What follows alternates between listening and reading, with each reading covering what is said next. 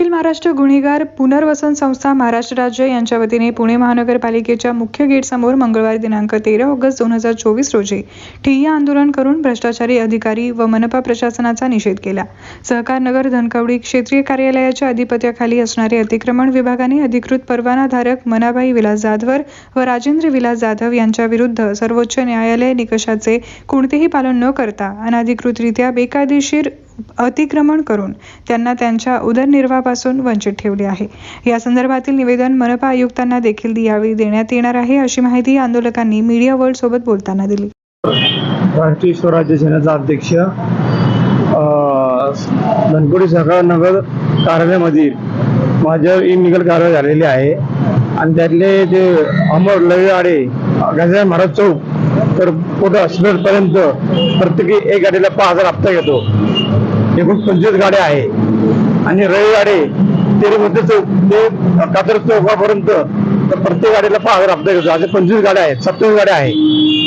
म्हणून त्यांच्या विरोधात आपण प्रत्येक अमर आडे, उमेद नरवळे, सोनार आणि आडे यांच्या विरुद्ध त्यांना कामावून टाकून त्याची कारवाई करायला पाहिजे आणि त्यांनी माझ्या विरुद्ध इनलिगल जी कारवाई केलेली आहे आणि त्यांनी मला लाच मागितल्यामुळे मी जी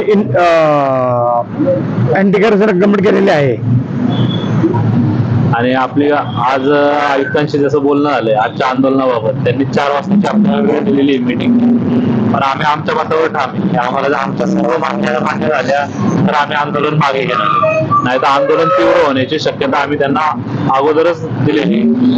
आणि हे आंदोलन मुख्य मागण्या की टॅक्स वरती आपल्या शासनाचा एक चांगला माणूस आणि आपले जे हे यांनी आता जी नावं सांगितली, उमेश नरोले, रवी आडे, अमोल नावाण आणि श्री सोनार यांच्या निलंबनाची मागणी आपण आजच्या आंदोलनात ठेवलेली। आणि आमच्या आंदोलनाचा मुद्दा हेच आहे की आमच्या बरेच मागण्या आहेत। त्यामध्ये मागण्यामध्ये जसे की आपलं अतिक्रमण निरीक्षक आहेत धनकवडी क्षेत्रीय कार्यालयाचे अमोल नावाण, सोनार आणि आडे यांनी भरपूर अतिक्रमण भ्रष्ट कारभार केलेले आहेत। तसेच आमच्या मागण्या हे पण आहे की यांचं पुणे मनपामध्ये जेवढे पण आहे क्षेत्रीय कार्यालय म्हणा, प्रशासन म्हणा, सगळ्यांचे त्यामध्ये कुठं ना कुठं तरी यांचे भ्रष्ट कारभार चालतच असतात। मनमानी कारभार म्हणजे कसे लोक एवढं नागरिकांना त्रास होत असतो आतमध्ये। आता त्या हिशोबाने आम्ही आंदोलन ठेवले आणि आमच्या मागण्या बरेच आहेत त्यामध्ये।